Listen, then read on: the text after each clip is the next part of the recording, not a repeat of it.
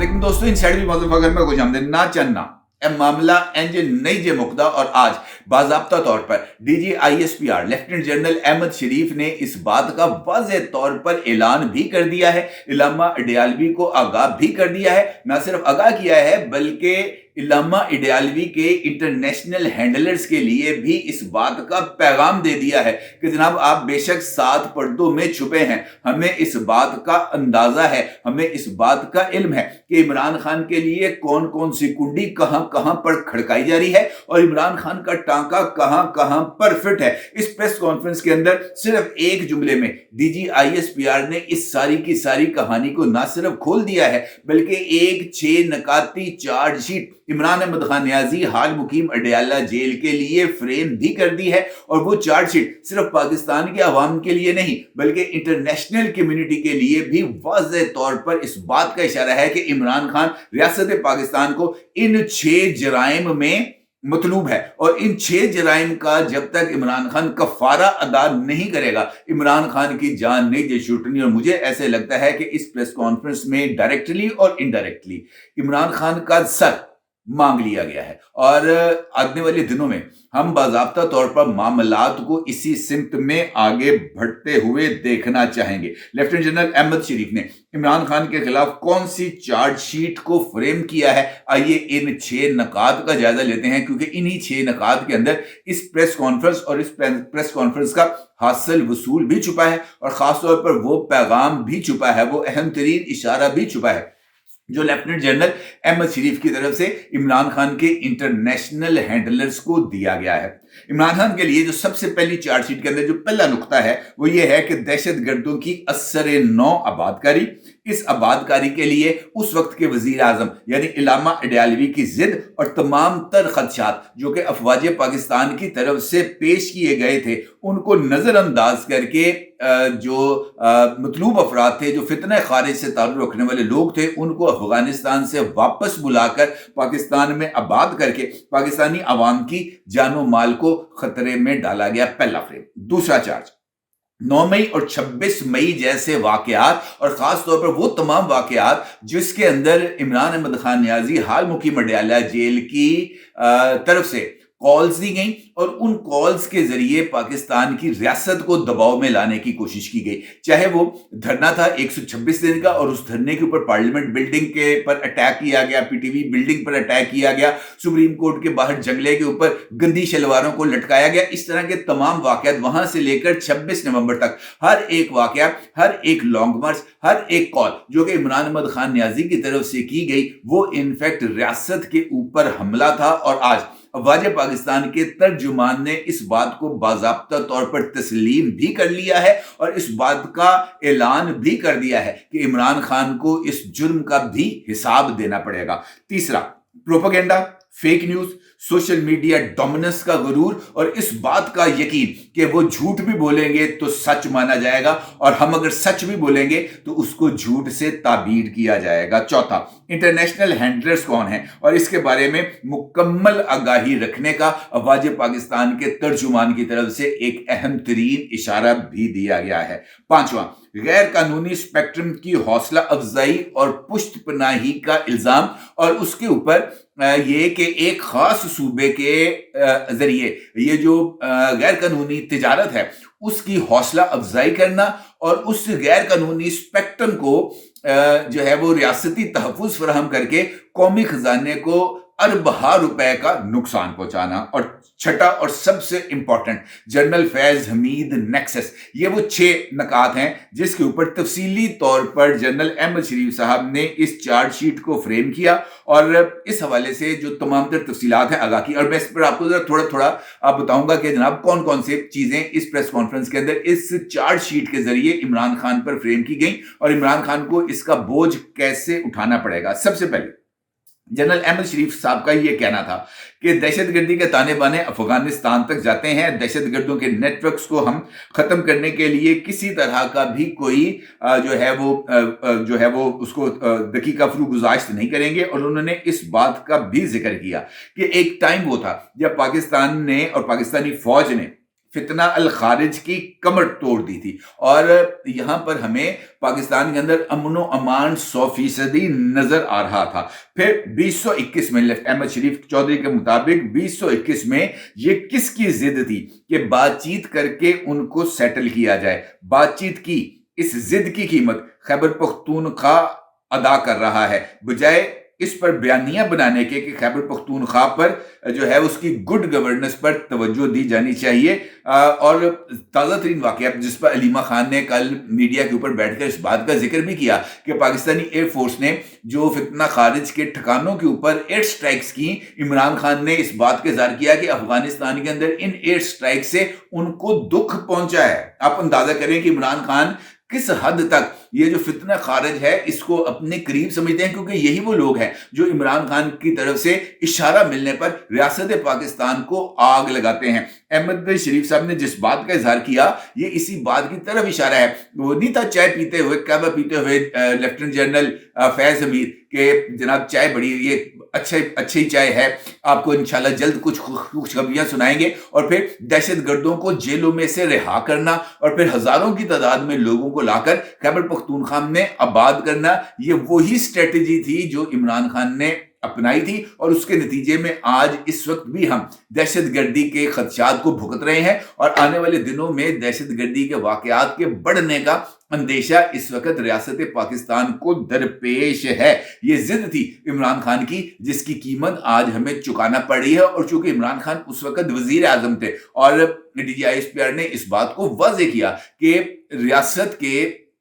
احکامات کو اور حکومت کے احکامات کو تسلیم کرنے کے علاوہ ہمارے پاس کوئی اور آپشن نہیں۔ ہم نے ان کو آگاہ کر دیا کہ جناب یہ خدشات ہیں، ان خدشات کو آپ کو مد نظر رکھنا ہوگا، لیکن اس کے باوجود بھی جناب عمران خان صاحب نے اپنی ضد پر قائم رہے، اور ان کی ضد کی قیمت ہمیں آج بھی بھگتنا پڑ رہی ہے۔ دوسرا امپورٹنٹ چیز ہے 9 مئی اور 26 نومبر۔ 9 مئی کے حوالے سے افواج پاکستان کے ترجمان کا یہ کہنا ہے کہ 9 مئی افواج پاکستان کا نہیں بلکہ عوام کا مقدمہ ہے، اور دہشت گردی کے مسئلے پر مزید کوئی سیاست نہیں ہونی چاہیے۔ گڈ گورننس انہوں نے نہیں کرنا اور اس پر سیاست کرنی ہے۔ اور 9 مئی اسی طرح کا ایک واقعہ ہے جہاں پر ریاست پر اٹیک کیا گیا۔ انہوں نے کہا کہ یہ بیانیہ بنا رہے تھے کہ یہ فوج نے یہ جو حملے ہیں یہ خود کیے، یعنی یہ ایک فالس فلیگ آپریشن ہے۔ اب فالس فلیگ آپریشن کو اگر ہم درست بھی مان لیں تو ہم نے تو وہ تمام لوگ جو ہمارے ادارے سے تعلق رکھتے تھے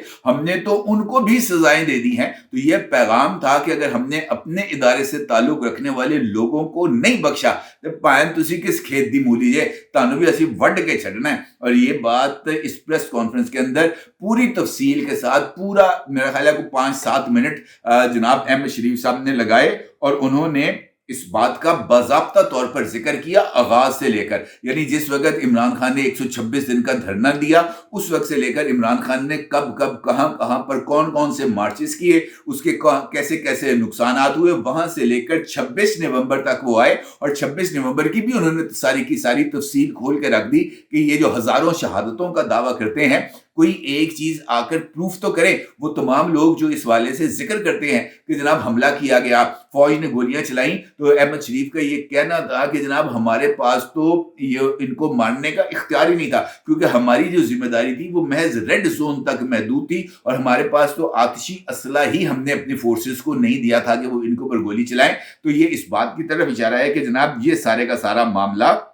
انہوں نے خود ہی چلایا تھا، اور خود ہی اپنے لیے ایک ایسی خندق کھودی تھی جس کے اندر اب یہ خود گرتے چلے جا رہے ہیں، اور ان کو بچانے کے لیے اب کوئی آنے کے لیے تیار نہیں ہے۔ اور 9 مئی کے حوالے سے یہ پیغام میرا خیال ہے کہ بہت واضح ہے کہ احتساب ہو رہا ہے، اور جب تک ماسٹر مائنڈ، منصوبہ ساز، فیسیلیٹیٹرز کیفرے کردار تک نہیں پہنچیں گے، ان کا احتساب نہیں ہوگا، اس وقت تک جناب 9 مئی کے اوپر معافی نشتہ واضح پیغام ہے۔ اور مجھے ایسے لگتا ہے کہ اس پیغام کے اگر تانے بانے میں پوائنٹ نمبر 6 جنرل فیض امید کے ساتھ جوڑوں تو یہ بات انہوں نے بڑی وضاحت کے ساتھ کہی ہے احمد شریف صاحب نے کہ جناب جنرل فیض امید کے خلاف تحقیقات جاری ہیں۔ 9 مئی کے حوالے سے جو بہت ساری چیزیں ہیں وہ سامنے آ بھی رہی ہیں، بہت ساری چیزیں سامنے آئیں گی، لہٰذا آنے والے وقت کے اندر ہمیں اس بات کے لیے تیار رہنا چاہیے کہ علامہ اڈیالوی کو کسی بھی وقت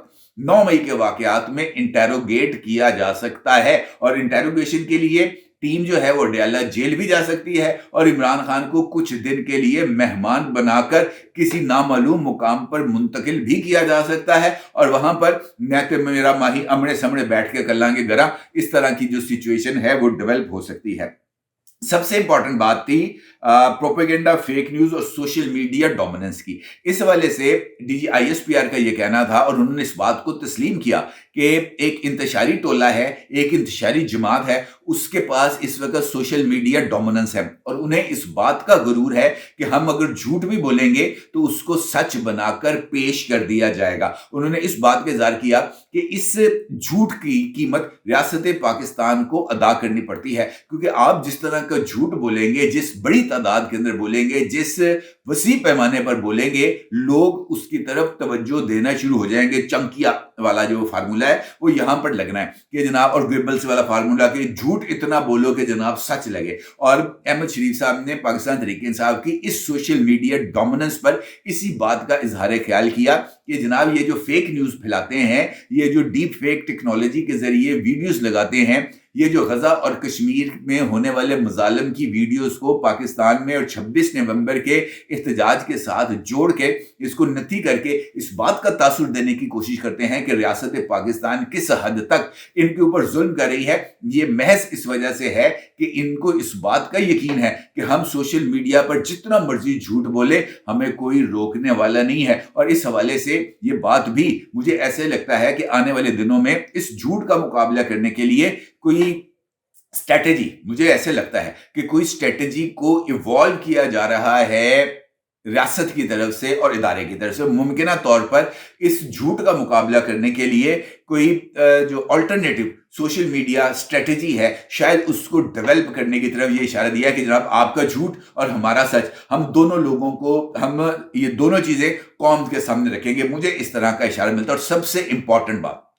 इमरान खान के इंटरनेशनल हैंडलर की तरफ इशारा, और उस हवाले से लेफ्टिनेंट जनरल अहमद शरीफ साहब ने सिर्फ 2 जुमलों के अंदर इस कहानी को, अब मैं अगर आपसे ये कहूं कि उन्होंने इमरान खान को ये बात बावर करा दी कि आप जहां जहां पर जा रहे हैं, जिस जिस की कुंडी खड़का रहे हैं, जहां जहां से आपको खैर मिल रही है, जहां जहां से आप के लिए जो है वो रियासत पाकिस्तान पर दबाव बढ़ाया जा रहा है, हमें उस सारे मामले का इल्म है। एक जुमले के अंदर लेफ्टिनेंट जनरल ने इस सारे मामले का नतारा कर दिया। उनका क्या कहना था? उनका ये कहना था कि जिस तरीके से ये डीप फेक टेक्नोलॉजी के जरिए झूठ फैलाया जा रहा है, क्या उसके जरिए गजा के मजलूमों की इसी सोशल मीडिया टीम के जरिए उनकी हमायत नहीं की जा सकती? गजा के मजलूमों की हमायत के लिए सोशल मीडिया ट्रेंड्स नहीं चलाए जा सकते? कश्मीरियों की मजलूमियत को इंटरनेशनल कम्युनिटी के सामने उजागर नहीं किया जा सकता?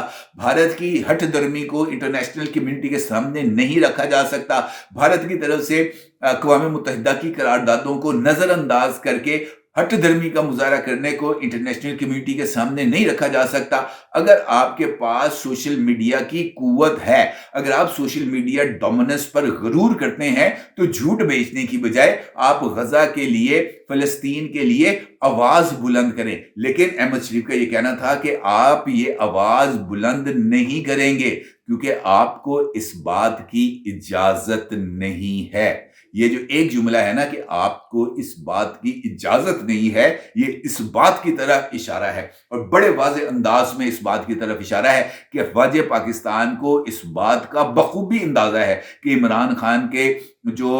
वो है ना डोरियां, वो किसके हाथ में है और वो डोरियां को कौन हिला रहा है। ये एक जुमले के अंदर कि आपको इजाजत नहीं मिलेगी कि आप गजा के मजलूमों के लिए आवाज बुलंद करें, ये इतना बड़ा जुमला है, इतना बड़ा इशारा है कि ये इमरान खान के सोशल मीडिया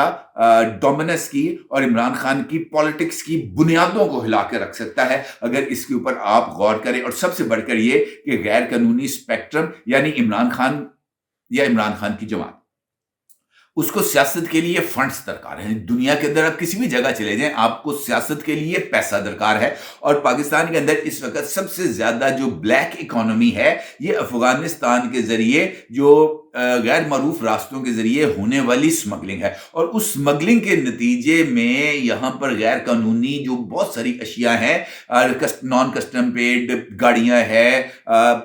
یہ جو ہے سمگلڈ ٹی وی ہیں، اس طرح کی جو الیکٹرانکس کی چیزیں ہیں، یہ پاکستان میں غیر قانونی پیٹرول ہے، کھانے پینے کی چیزیں ہیں. یہ ایک بہت بڑا چینل ہے، ایک بہت بڑا اسپیکٹرم ہے جو حرکت میں آ رہا ہے. اس کے اوپر پہلے بھی کارروائی کی جا چکی ہے، کارروائی کی جا رہی ہے، لیکن اس کو مقامی سرپرستی اور سیاسی سرپرستی بھی حاصل ہے، چونکہ بہت سارے ایسے رہنما موجود ہیں جو اس ریکٹ سے وابستہ ہے ڈائریکٹلی اور انڈائریکٹلی. غیر قانونی تمباکو کی صنعت، غیر قانونی سگریٹس، یہ اس بات کا ایک بہت بڑا اشارہ ہے. اور اس کے اوپر جب بھی ہاتھ ڈالنے کی کوشش کی جاتی ہے، پاکستان تحریک انصاف کے بڑے بڑے سیاسی رہنما متحرک ہو جاتے ہیں. یہ اسپیکٹرم پاکستان کی اکانومی کے لیے ایک بہت بڑا خطرہ ہے، اور اس کے حوالے سے جو نشاندہی لیفٹیننٹ جنرل احمد شریف صاحب کی طرف سے کی گئی ہے وہ بہت ہی زیادہ اہمیت کی حامل ہے. یہ پریس کانفرنس، یہ جو 6 نکات میں نے ابھی آپ کے سامنے رکھے ہیں، جن کو میں عمران خان کے خلاف ایک چارج شیٹ کو فریم کرنے کے مترادف سمجھتا ہوں. یہ چارج شیٹ اتنی خطرناک ہے کہ اس چارج شیٹ کو اگر عمران خان پر باضابطہ طور پر اپلائی کر دیا جائے تو آپ یقین جانیے کہ عمران خان کے سے اس چارج شیٹ سے بچ نکلنے کا کوئی راستہ ان کے پاس نہیں ہوگا، کوئی آپشن ان کے پاس نہیں ہوگا. وہ چاہے جو مرضی کر لیں. اور اس انٹرنیشنل ہینڈلرز کے لیے بھی جو پیغام لیفٹیننٹ جنرل احمد شریف نے پاک فوج کی طرف سے دیا ہے وہ بھی بڑا واضح ہے. اگر کوئی سمجھے تو اپنی رائے کا ضرور اظہار کیجیے گا. آپ کا بہت شکریہ. اللہ حافظ.